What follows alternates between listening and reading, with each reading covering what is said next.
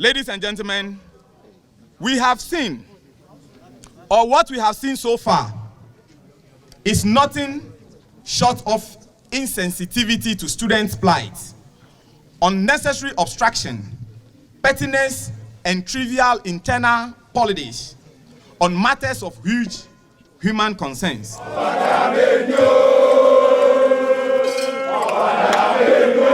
Uneasy calm rages on the Knowledge Hill over one thing: accommodation.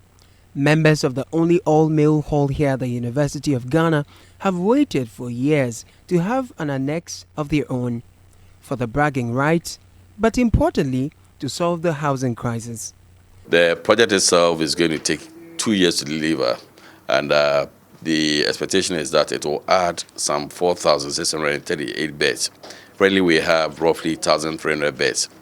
Commonwealth Hall is the third hall of all the halls that we have on campus, and so far we are the only one without an annex, and I think we are the one with the least number of students.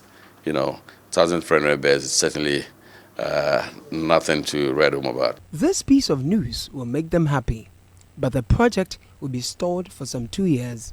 Why?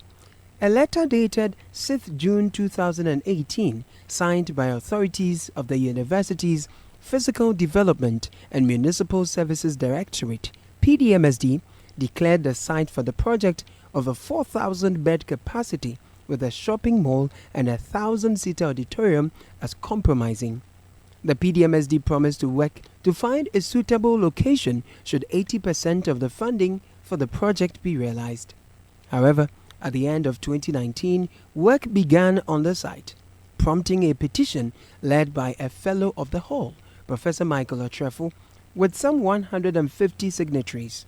The petitioners called for a special meeting of convocation to demand clarity on issues including the following. Beyond the environmental issue, in terms of course, we are on a quest for sustainability, the pursuit of green, etc. This particular project stands a risk of creating that. So, in as much as we are not against the project, the siting of the project is the issue. And more importantly, we want to know that even in citing the project, everything has been done, especially on the financial front as well. That will not bring any kind of risk to Legon in terms of financial implications in the future.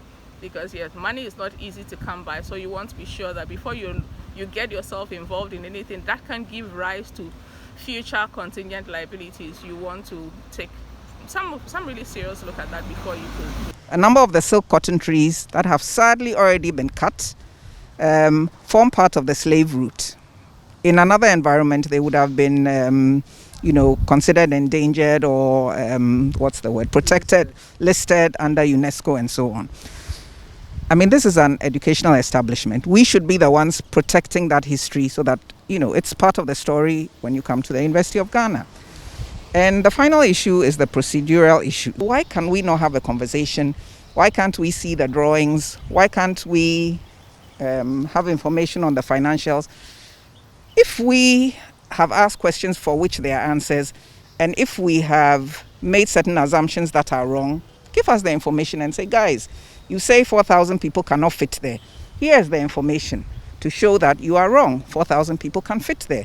My days in Commonwealth from 2000 to 2004, we've always been asking for the next project. So personally, I think it's a very laudable project and a good project. My only problem is the location of the project. I've stayed in Commonwealth for 4 years. Throughout my stay in Commonwealth, there's always water shortage in examination. So my question is, what we want to do there, would that improve upon the water delivery to the hall? Commonwealth is on the hill. So normally when the water flows, it gets up. By the time it gets up, we have a problem with water. Legon campus, together with Achimota School and Achimota Forest, Atomic, those state-owned areas are now some of the last strongholds for this kind of wildlife, which is indigenous to Africa. Bats, birds, many insects. I mean, the birds and the bats feed on the insects and the fruits from the trees. It's a food chain. So once you remove these large trees, it simply removes their home. So they have to go to where there are other trees. So I think the siting was, we are all happy that we are getting more students on the campus, we can accommodate them. But the University of Ghana land is huge, and there are a lot of areas that are already degraded to grasslands, so they could have used some of those lands. The Vice-Chancellor, Professor Ebenezer Oduro-Owusu, in a response contained in a letter cited by Citi News, acknowledged the University Council and the Ministry of Finance had also raised some concerns in recent letters to the university. However, the petitioners say management is yet to respond to any of the concerns raised so far. Efforts to reach the university for a comment, as well as the Old Vandals Association, have been fruitless. However, at a press conference on Friday, student leaders asserted that the deal was sealed.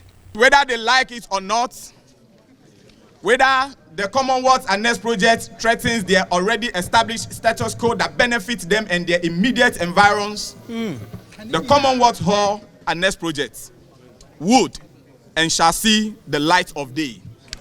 The Commonwealth Hall is not drawing funds from the university account for this project, and indeed, the project is going to be privately financed with zero commitment from the university in terms of financial obligation. When asked of proof of the financial strategy, environmental impact assessments, and other concerns raised by the petitioners, the student crusaders deferred to the hall management. But attempts to authenticate these claims proved futile, as the hall master was not available.